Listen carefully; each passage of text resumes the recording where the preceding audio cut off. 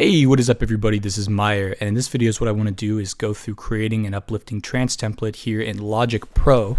And the idea here isn't to be a template producer or anything, but it's to set yourself up for success so you're not spending all this time doing the same routing and bussing that you're going to do every single time.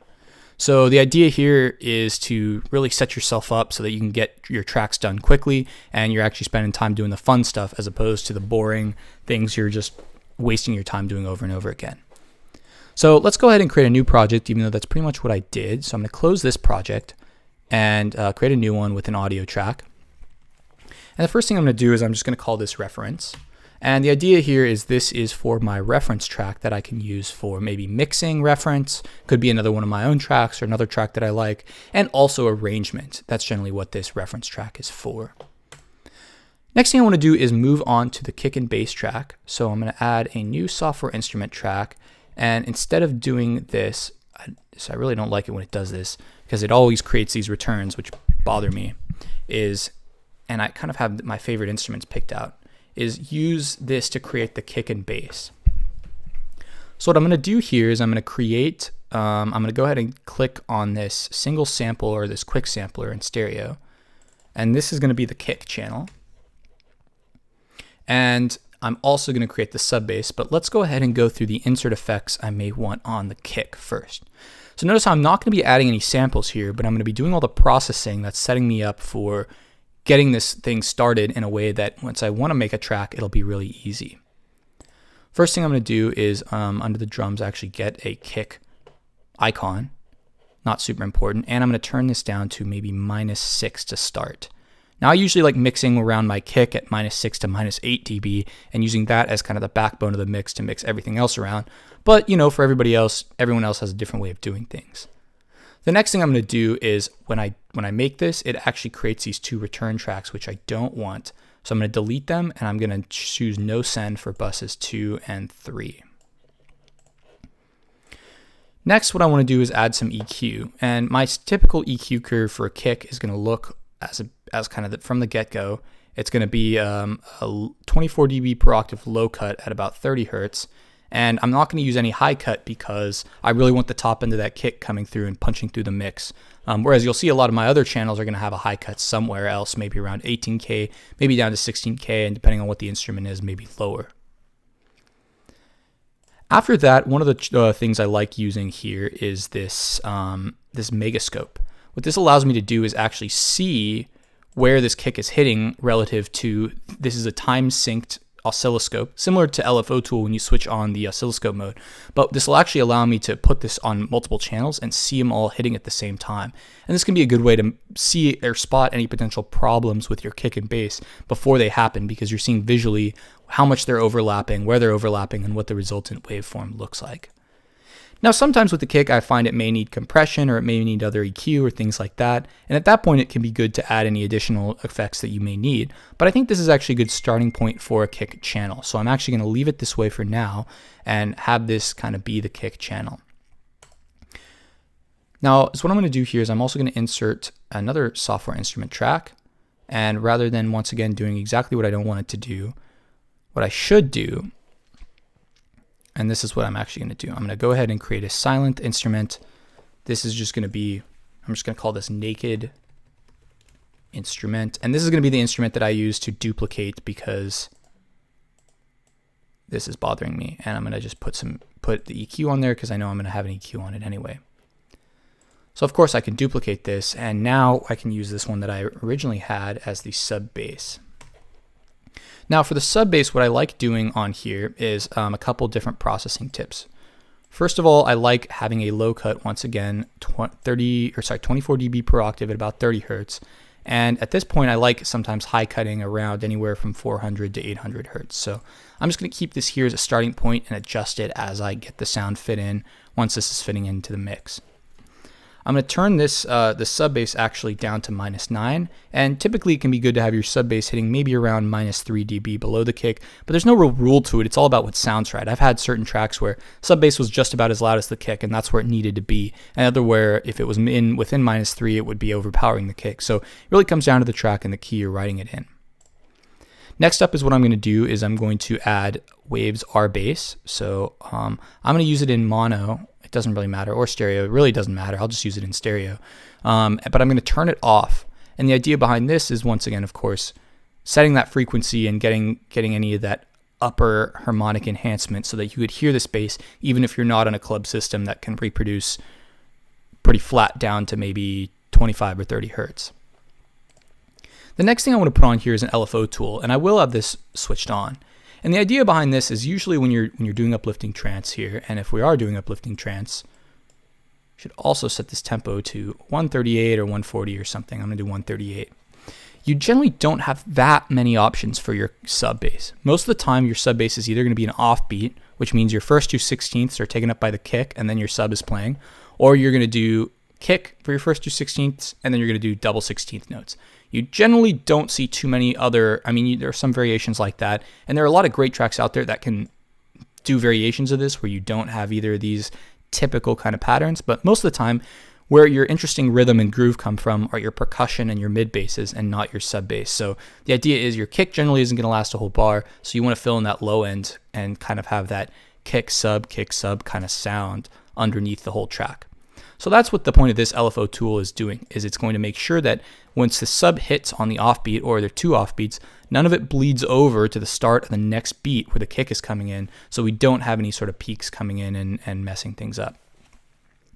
I'm also going to click and duplicate this megascope here, and by doing this, click, drag, and hold Alt, so it'll create a copy of it. And now what we can do is you can actually see when I open this up, I have to be really precise here, kick and sub bass. So now when I play this, if I had instruments on either of these, you would actually see them all together hitting at the same time. So that's the benefit of using this megascope. And what can be helpful too, two other things I'm going to add, maybe another EQ that I'm not going to touch, and this could be used for boosting the fundamental or cutting the first harmonic, in case cutting that first harmonic will allow the fundamental to breathe a little bit more, or depending on the key, just really kind of sculpting the sound a little bit more, besides our typical, what I would consider this basic EQ where you're using a low cut and high cut filters to sculpt the sound.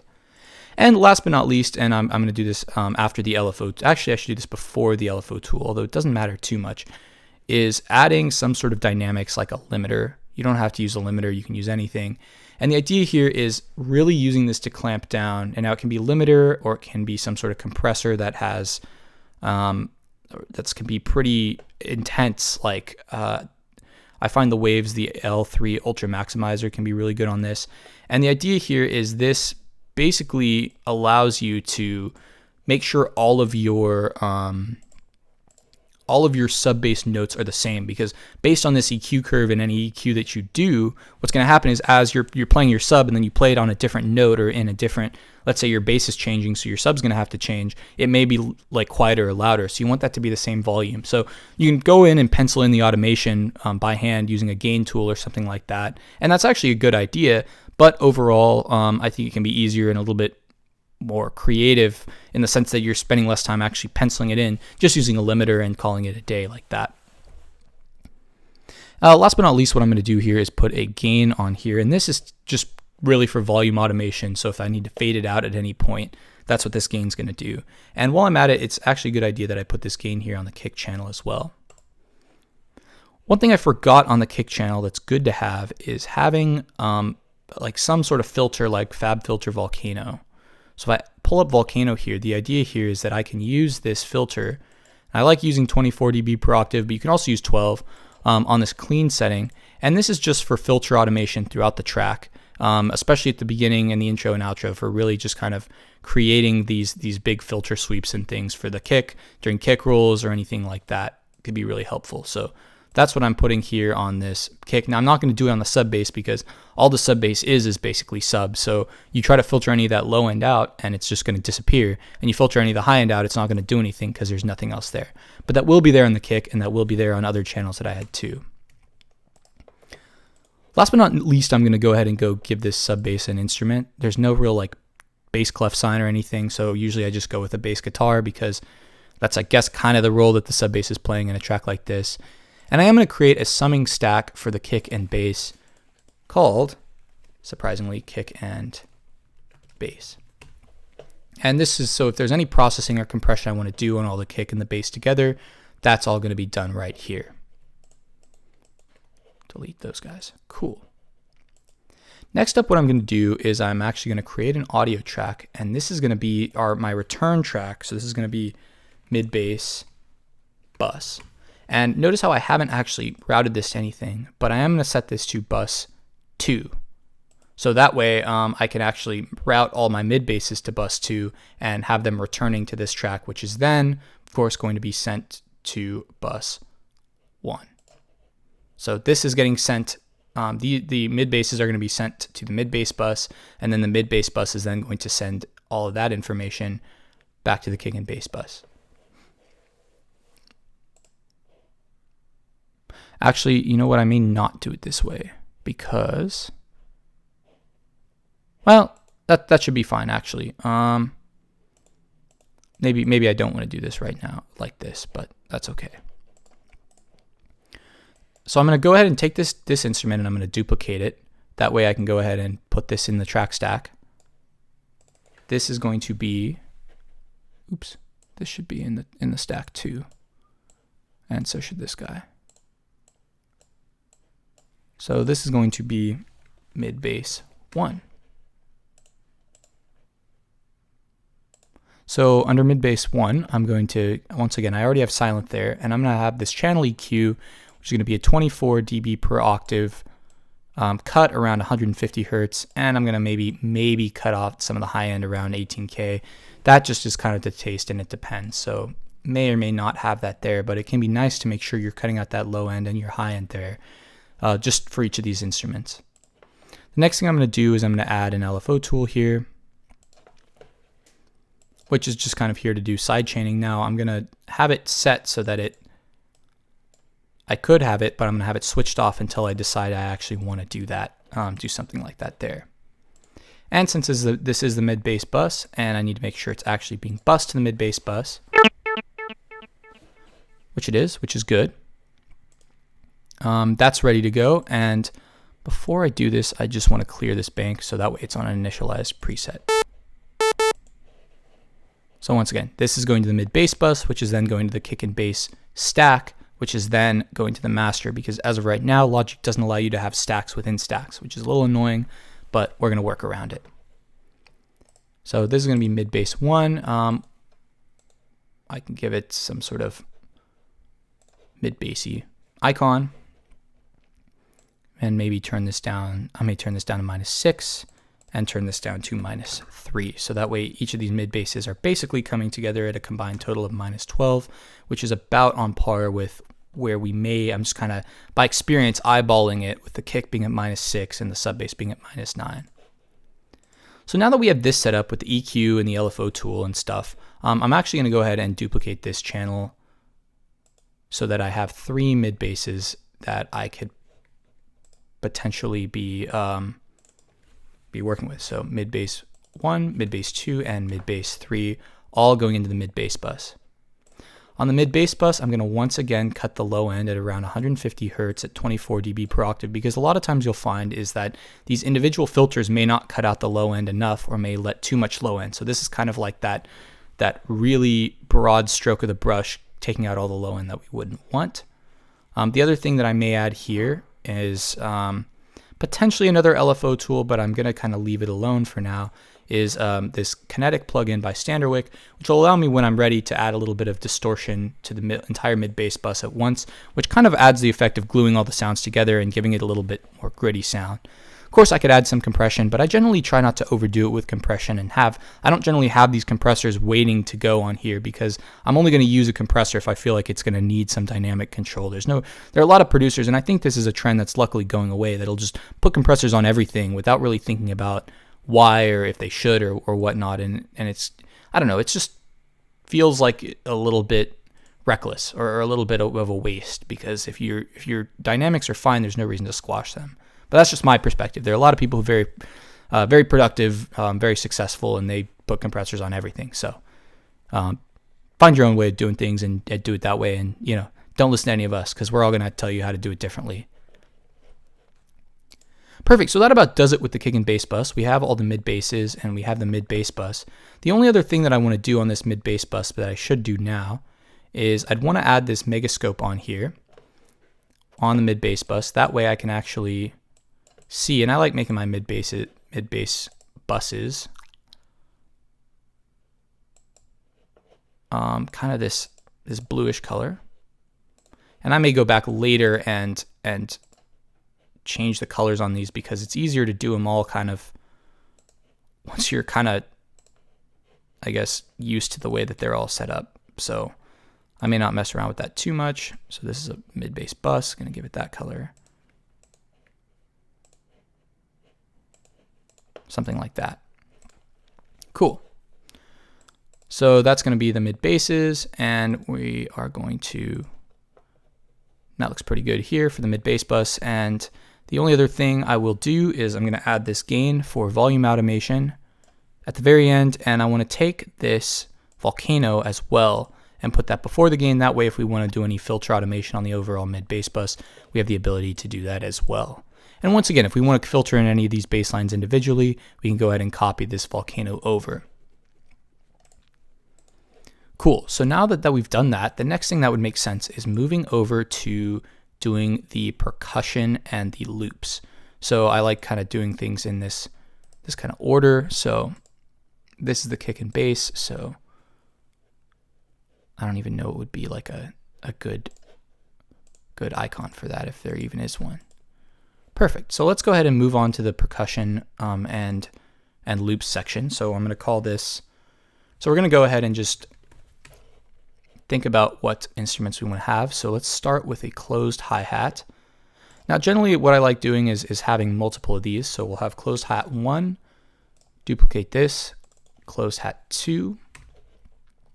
In addition to channel EQs on these guys, what can be really useful is having LFO tools, and this can be helpful for the groove, so you can kind of draw your own curve in what you want these hi-hats to do. You can also do it with the velocities, but for something like this, it can be easier sometimes just to do the actual groove with the LFO tool there.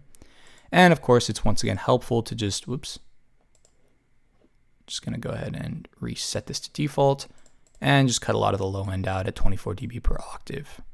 And I'm actually gonna copy this setting over to this guy too. So both of these closed hi-hats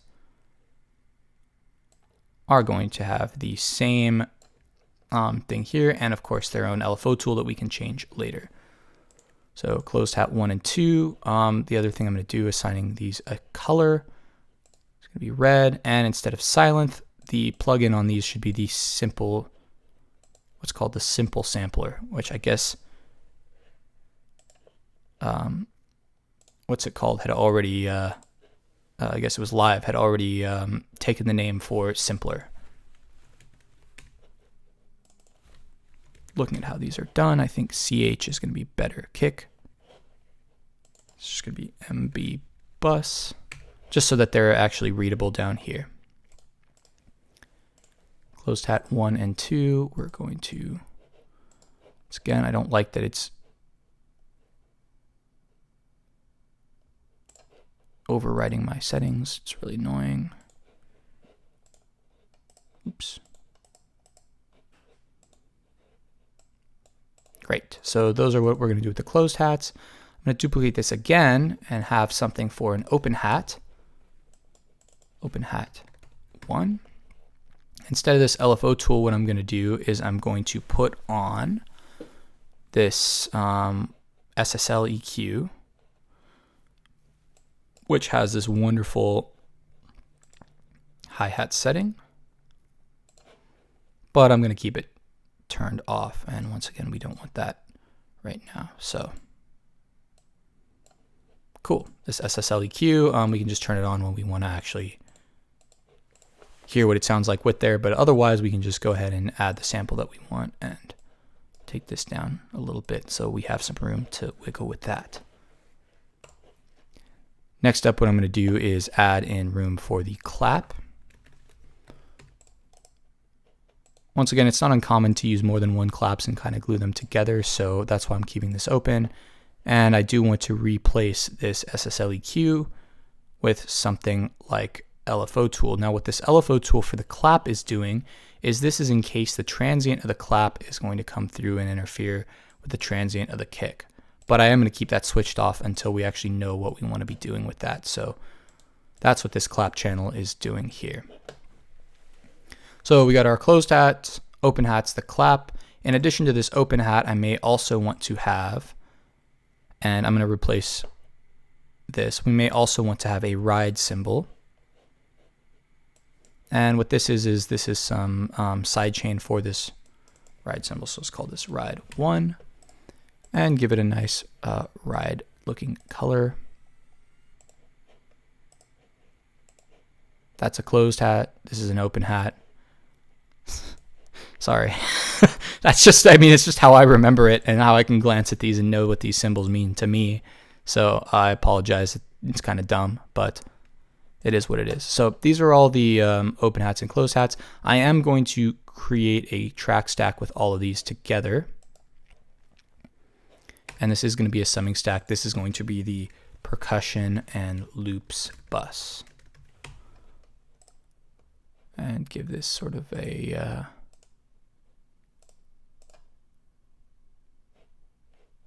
I mean, I don't know, something like that. And giving this a color, just kind of a nice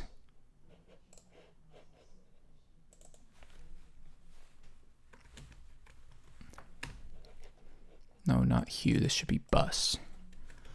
There we go, great. So once again, this is the percussion and loops bus, and if there's anything else we want to put on here, we can. One thing that can really help, and I'm going to put it on here, but I'm not going to do anything with it, is the Mag EQ4. Has this wonderful air band at 40 kilohertz, which even a gentle boost can add a little brightness and sparkle to all these things together so that they're not so dark. So I'm going to take this down to -3, and I'm going to take the rest of these guys maybe down to -10 or so, and then kind of go from there.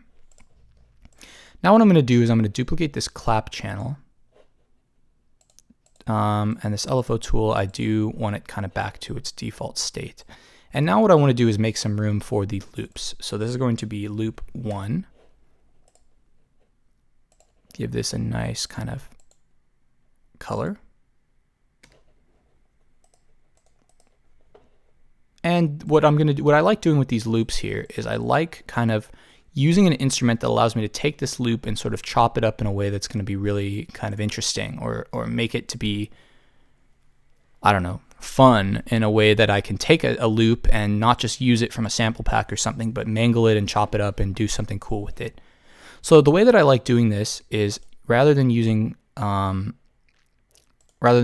this quick sampler, I use this instrument called Vice. Now there's a lot of other instruments that do kind of the same thing. But what basically is what it does is what Vice does is this will, you can take a loop like this and you can take the MIDI and actually drag it here on this channel. And this will actually be the MIDI that generates this loop in real time. So what this allows you to do, of course, is then take these and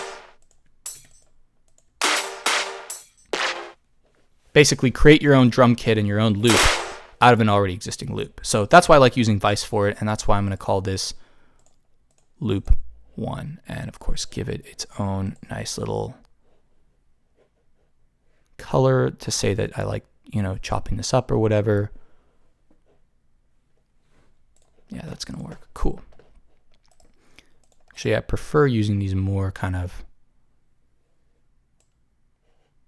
I don't know, these kinds of things. So usually I like having, like, say 3 loops to start with, and if I need to add more, I can. And this could also be the kind of thing, if I feel like these need to be kind of filtered in, I can copy over the volcano and go ahead and go from there, you know, adding in any of the automation, filter automation and stuff like that. So loop 1, 2, and 3. Last but not least, I'm going to take this clap channel and duplicate it again. And what I want to do is create an auxiliary percussion channel for any other sorts of percussion that I would want to use, like a drum machine for. So what this is really useful for is something like toms or any one-shots that are used in a percussive way, maybe shakers and things, where I don't need to be as precise about using an entire channel strip for, but I do want to be able to have them and kind of route them together. Now, a good choice for an instrument like this would be the multi-sample sampler, which is they've updated with Logic. But what I'm just used to using and what I like using is from New Sonic Arts. They have this plugin called Nuance. Let's go over to New Sonic Arts, Nuance, and there it is. So once again, you can see if I open this up, I can assign each of these pads their own sample, kind of like Live's drum rack, and then do any sorts of amplitude envelope, any sort of filtering and stuff. That way, it's pretty much like Battery, but a little bit, I don't want to say more lightweight, but a little bit more streamlined for the kind of work that I like doing. So that's it for the percussion and loops bus. I think that has a lot of the stuff that we may want to have right off the bat. Sometimes what I like doing is duplicating this channel and creating it as an instrument, or like as an audio channel in case I want to actually use any loops directly. But like I said, most of the time I'm using any of these loops and chopping them up and doing something interesting with them anyway. So that's the percussion and loops bus. Next up, what I may actually do is have my leads and plucks all together. So this is kind of like the melodic stuff.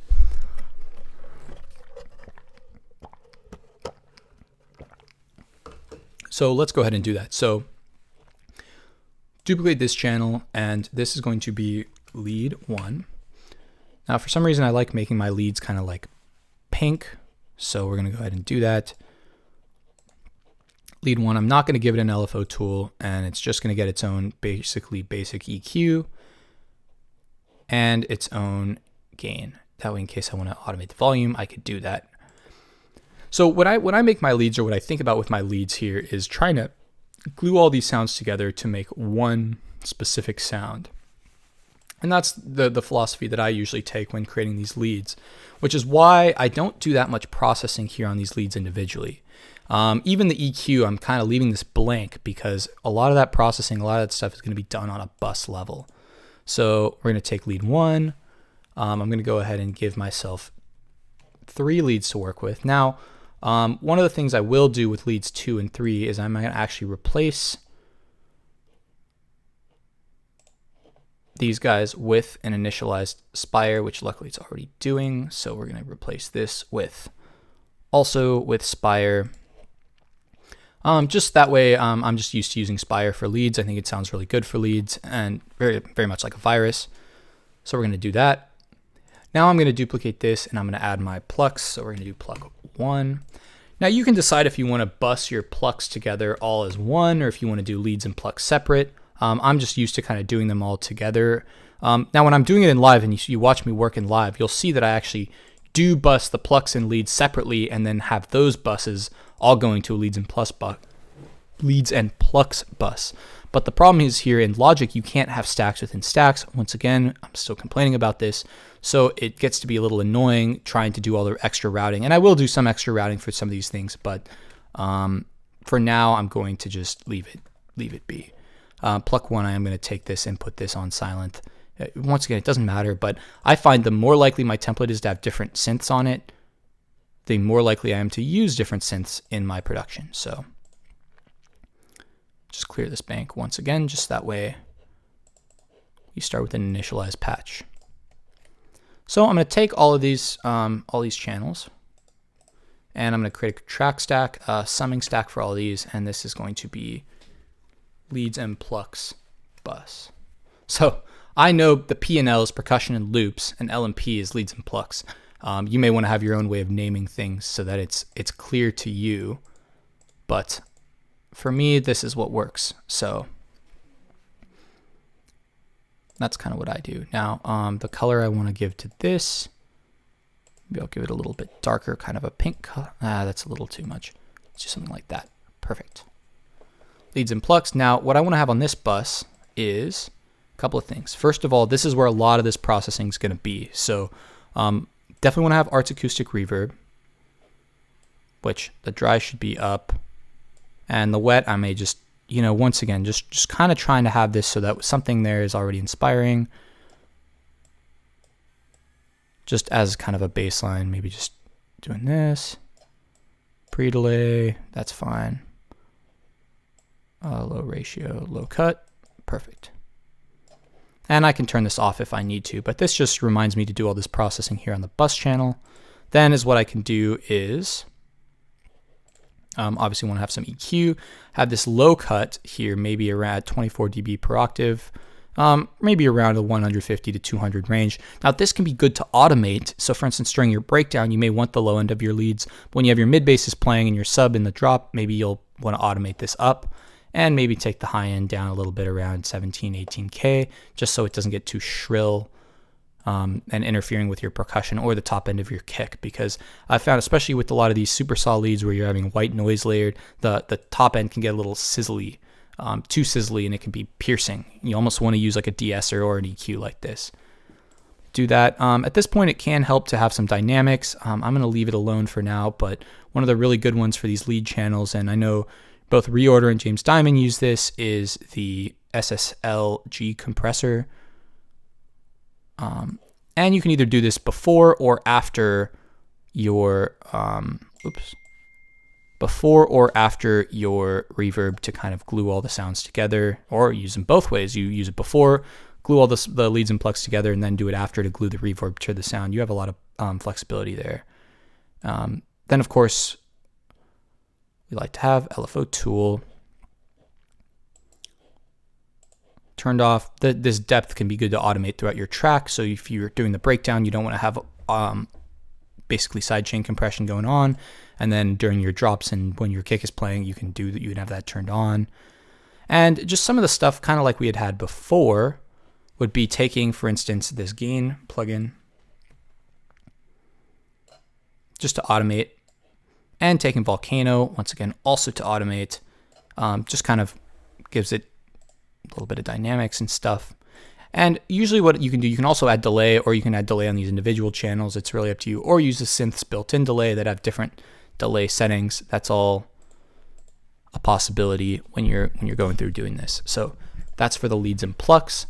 The next channel I like doing is sort of like a melodic stuff. Now, really what this is going to be, that I don't really bust these together for any other reason. It's just kind of for organizing them. So this would be stuff like pads and pianos and any other acoustic instruments. So let's go ahead and do that. So this is going to be pad 1.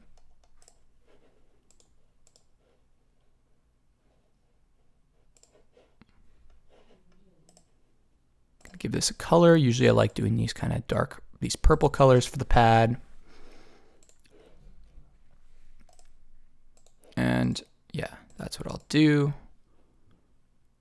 LFO tool I'm not going to do. Once again, with these pads, I can create a track stack for these, a summing stack for the pads, and this is the pads bus. And what this is just receiving all the audio from all the pads and doing all the processing together on them.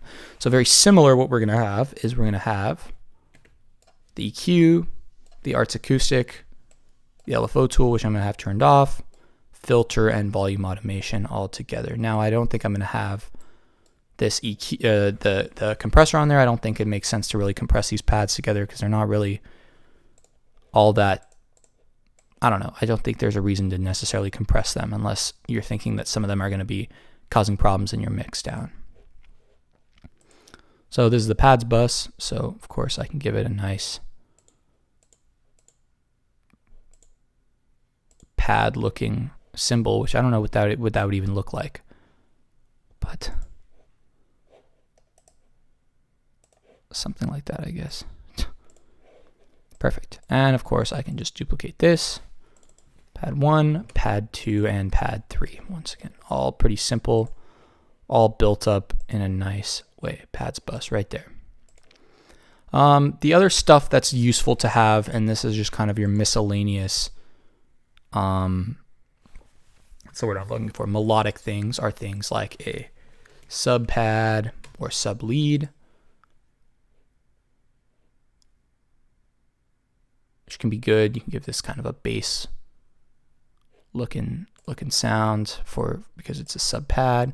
I like making these a kind of deep blue or deep purple kind of color because they're deeper in the frequency spectrum. I don't really know.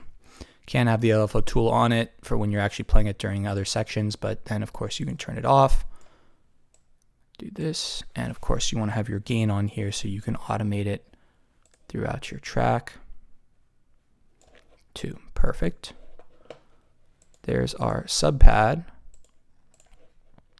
I'm going to duplicate this and I'm going to make this a piano.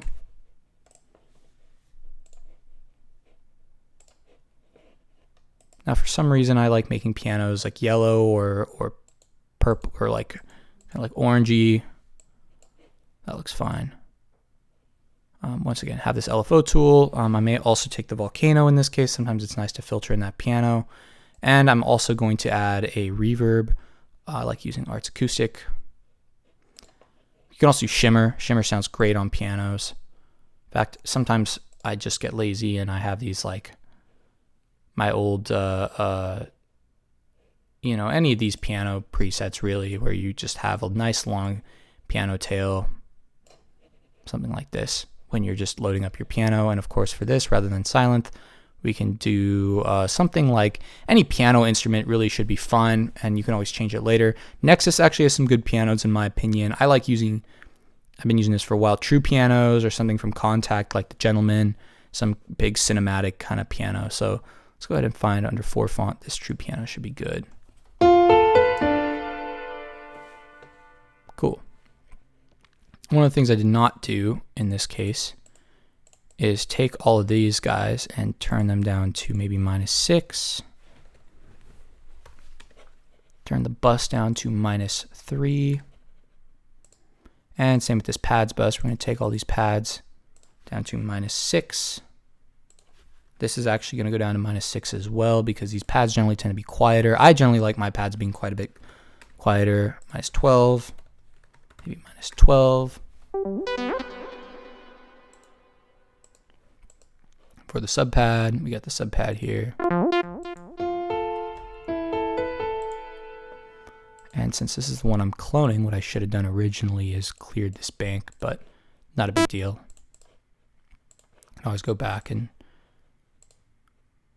clear. And I know there's a keyboard shortcut for this, but I always forget what it is. So that's why I'm not using the keyboard shortcut. Cool, so you got your sub pad, your piano. You can also do things like your choirs, things in Omnisphere, and I'm just going to group this together in an actual folder track. This isn't going to be a summing stack. This is just sort of like melodic,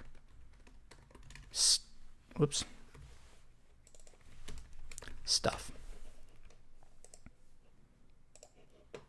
And for this color, I don't know. That's fine, I guess.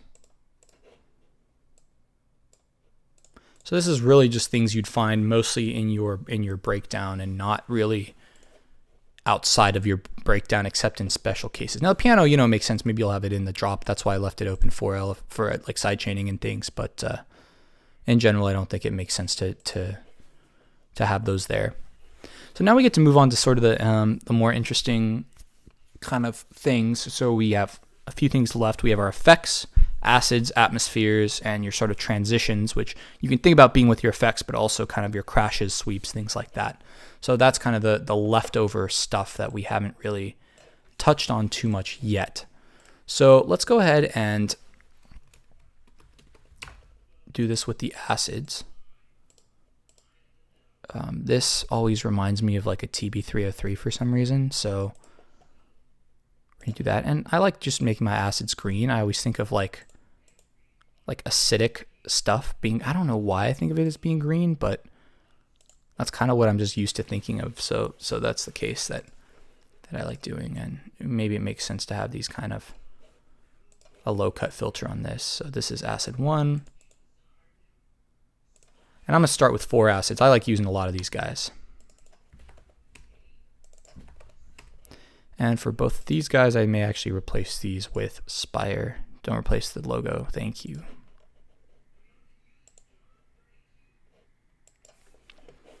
Cool. Acid 1 through 4. This is all going through Spire. Create a summing stack for these guys. Be acid bus.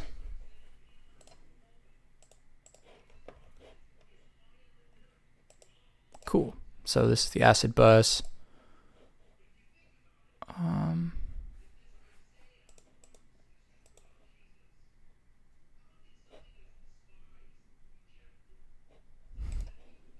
Yeah. Just weird. I mean, just really bizarre, but that's what I'm kind of used to doing. Okay. Once again, with these guys are going to come down to -6. I like giving myself enough wiggle room where I can come out. Whoops, this should be 0. Oops. Enough wiggle room where I can either come up or down with the fader and have that flexibility. You don't really have to, but I'm just kind of used to doing it that way. So this is the acid bus with all the acids in it. Once again, what you'll find here, pretty straightforward here, is channel EQ, maybe an Arts Acoustic Reverb. This is the initialized program, that should be fine. Your gain and your volcano, and maybe some LFO tool potentially. And then most of these will have their own delay and maybe compressor distortion on them. So this is just kind of, whoops, designed to kind of do the rest of the lifting there in the acid bus. So now we can go move on to the sort of the atmospheres bus. So let me take this acid 4 and duplicate it. And we're going to take this outside. This is going to be Atmos synth. And I don't want it in there. It's not, how is it still in there? There it is. Perfect. So Atmos synth. I like making these atmospheres kind of this, I call it an atmospheric purple color, but I may not have any extra space for it. So maybe I'll make it one of these colors. And I should make this reference track, I don't know, ugly, because I'm trying to do better than the reference track. Cool. So this Atmos synth, yeah, I'll go with this kind of this. As long as it's not too close to the mid basses, that's fine with me.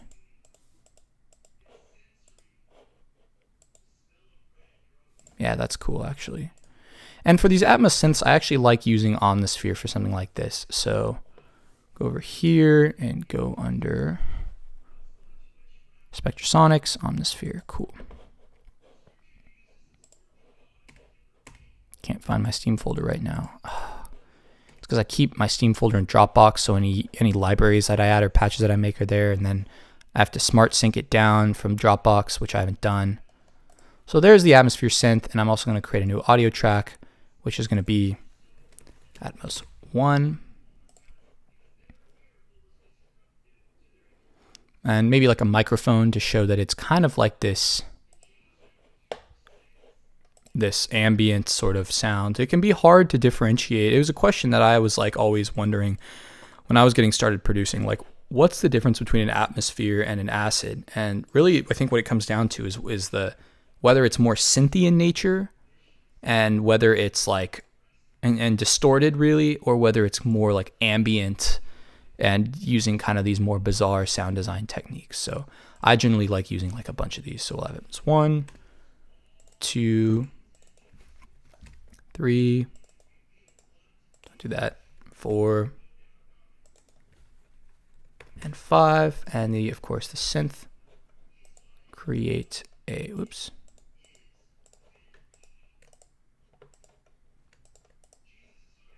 Create track stack, summing stack for these guys, and this is just going to be the Atmos bus also.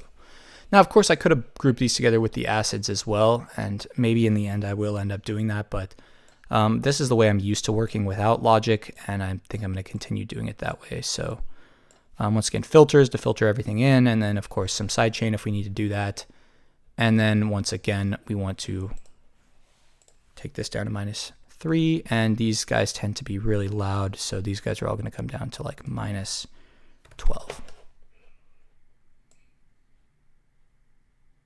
And I brought the one that was like the lowest down there, so do it that way.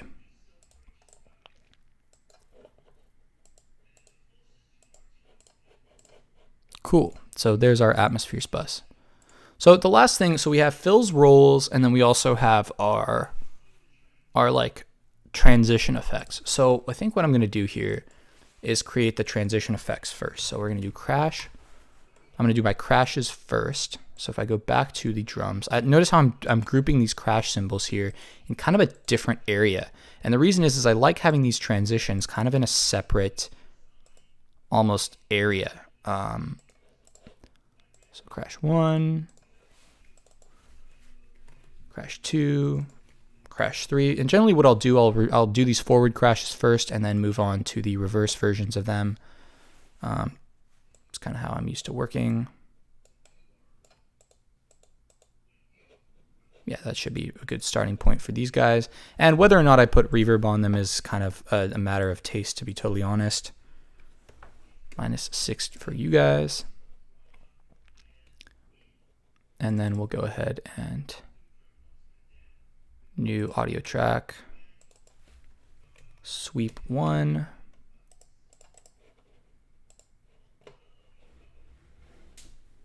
Usually I imagine these as like the sweeps either being forward or backward, and I like making these kind of like channel strip color, be a different color, green, like that, with the EQ as well.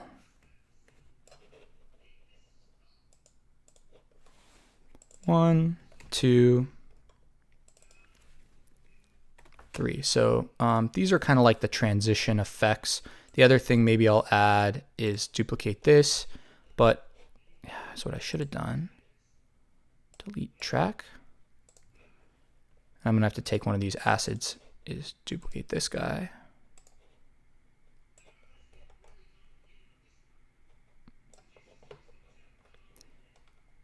And of course use this as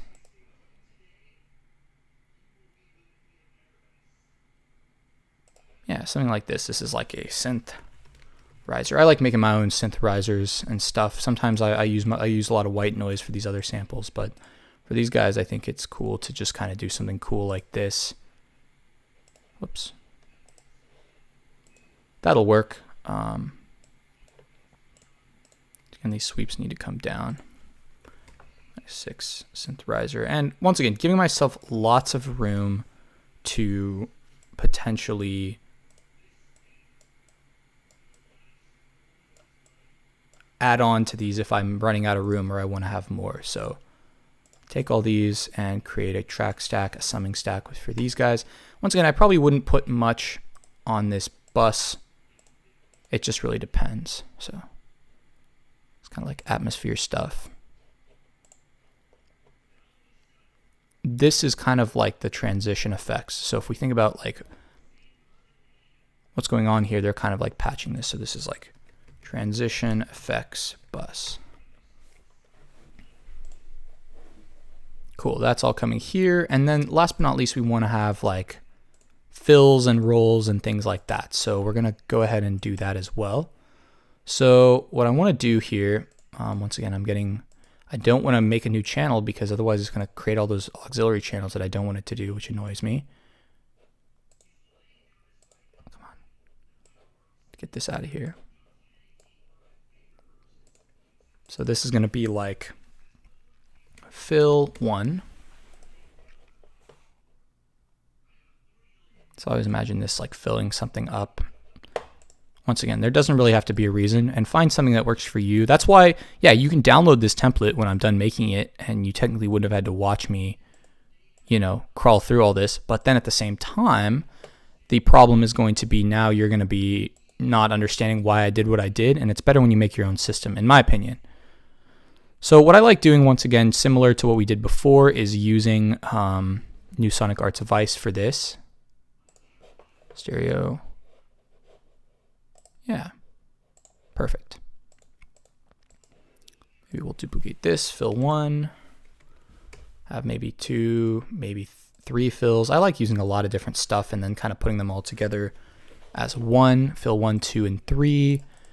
This is another good place where you can have, well, what I probably should have done is done it here, new audio track. Let's have like an impact.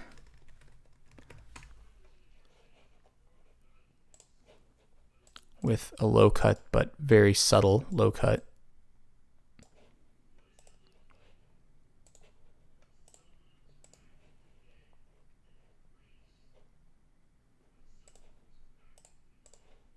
And maybe like a sub drop kind of thing. Now, whether or not I use an actual synth for the sub drop or something else just kind of doesn't matter. It really depends on what I'm kind of in the mood in and stuff like that. So Sometimes I'll even set it up where I'll have them all ready to go like that. Cool. So yeah, that EQ is fine for both of these guys. Generally, I have these cut a little bit higher than the sub bass and the kick, just so that way it'll have enough sub in it, but it's not going to overpower the sub of any of the other instruments that we have. So I'm going to actually put this back with these transitions, because technically these are part of the transitions area, and then these fills and rolls are going to be a little bit different. So fill 1, 2, and 3. I'm going to duplicate this and put in, rather than Vice, the quick sampler, single sample. So this is going to be snare roll 1.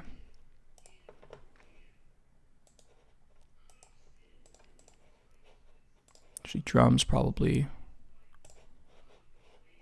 Cool. This would be a good place to put the volcano. Also probably, maybe on these fills, but I'm going to turn it off on these fills because may not need them. Yeah, the snare roll LFO tool may not be necessary, and neither may these on these guys, so I'm going to turn them off. And snare roll 1 and 2. Now for the color of these guys, may make this a little bit more similar to the drums, and for the sake of it, putting those up there and grouping these together with a summing stack track, which is going to be rolls and fills. And this is just kind of the spot effects, the things that are really smoothing over those transitions that can really kind of help patch it. Patch over those different sounds. So we'll do that. And let's go ahead and give this a color. Actually make this kind of like brown. Those transitions can be like kind of more of a, don't want it to be the same green as the acid, so yeah, that'll be good. Transitions and effects, atmospheres, acid, melodic, pads, that sort of thing. This really is like an ugly color. I may pick it to something else.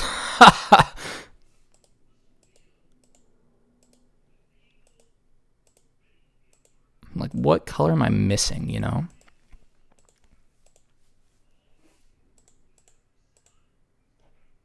That's better. That's not like ugly.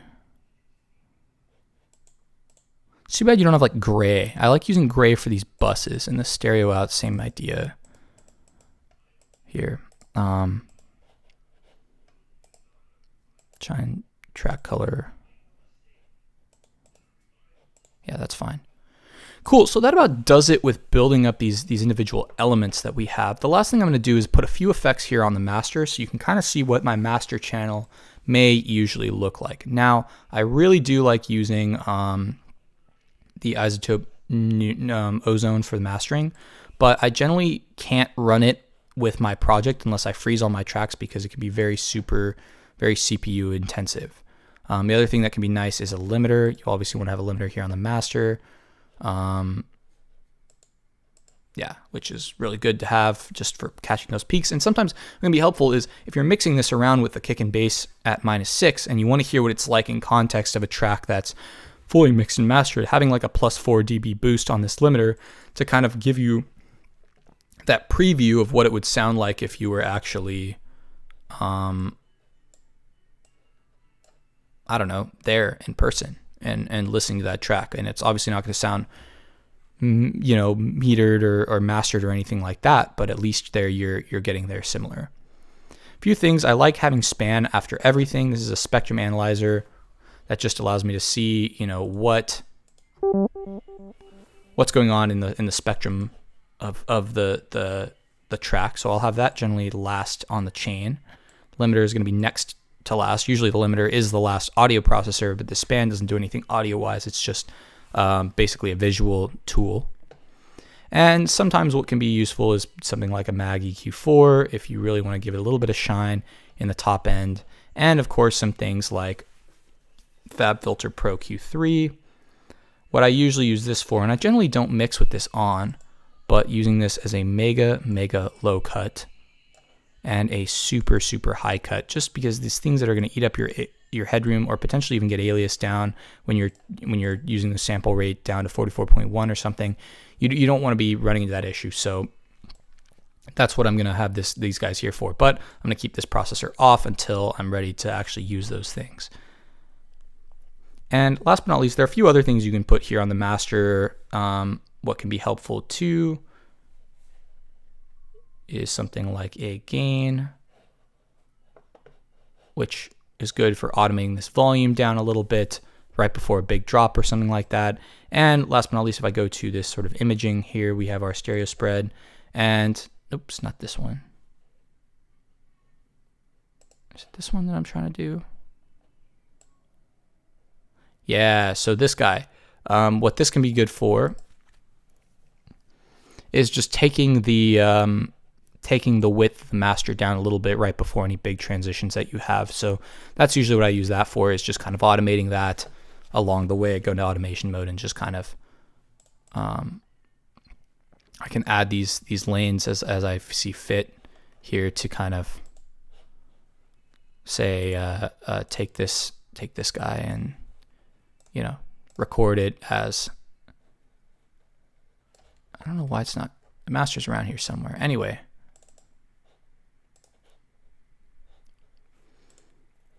that's the case on that. I may need to actually show.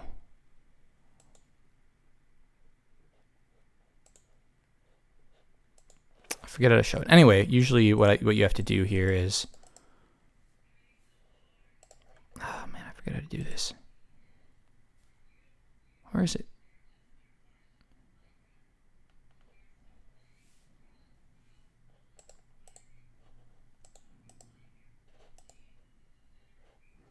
Oops.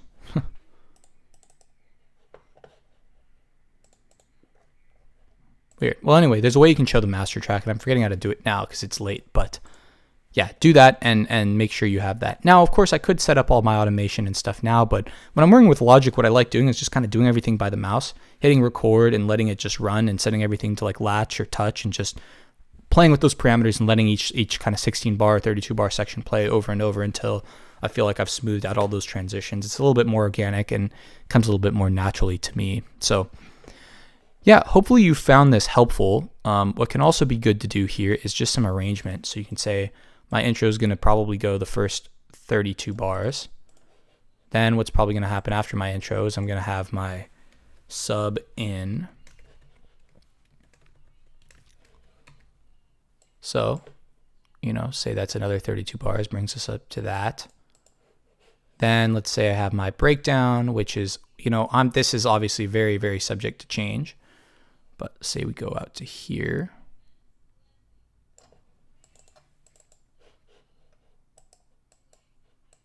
This is going to be our breakdown. Then let's say I have a 16 bar buildup.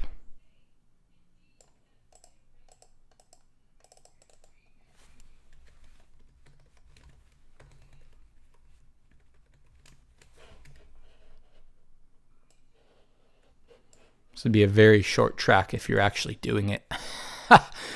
And then maybe a whoops, delete marker.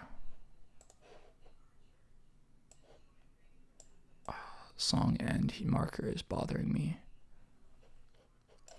So usually what I like doing is having a 32 bar drop section. So this would be the